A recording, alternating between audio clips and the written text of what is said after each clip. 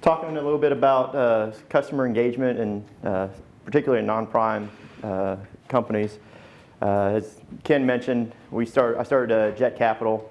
Actually started in July, so July 6th. It was me and a guy sitting across the table from each other and a big whiteboard, and said, okay, now what do we do? And then we turned on the engine, turned on the website to the public on December 22nd. So it went from a whiteboard to actually functioning company lending money in about 5.5 months. A lot of what we've done over the past 6 months, or 8 months I guess now, is really tied to how do we make sure that we're getting in front of our client, which is small business owners, which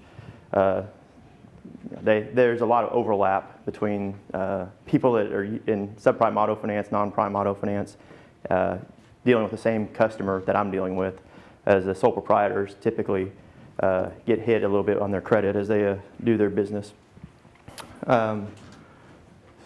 So how do you develop long-term relationships with non-prime customers? I'd actually say some of this is actually seems like some blocking and tackling ideas that we'll kind of go over, but it's really tied to, at Jet at least, we've tied it into our culture about, how does everybody from the person that's on the phone to our marketing team to people that are out raising capital for the platform talk about and get in the mind of the small business owner to deliver the products that we deliver. Okay, that's good. Sorry, I've got a different thing down here. Just really quick, the ideas that we really focus on. One is client education.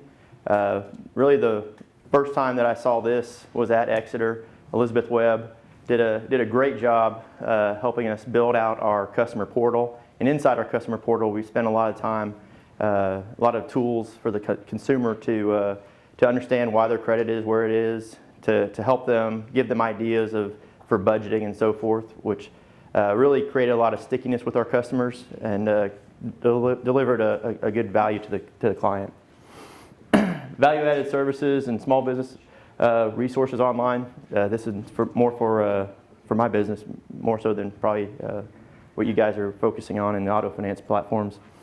But we do a lot of blogging. We have a community, small business community that we're trying to engage through our social media platforms, and we're delivering a lot of information to the clients and to the community about advice on how to prepare your taxes, how to engage your clients, how to engage your employees to deliver better products, and so forth. So it's a lot of engagement, a lot of stickiness to create value to the small business owner. So we want to be referred to as the one-stop shop for non-bank financing solutions for our small business owners.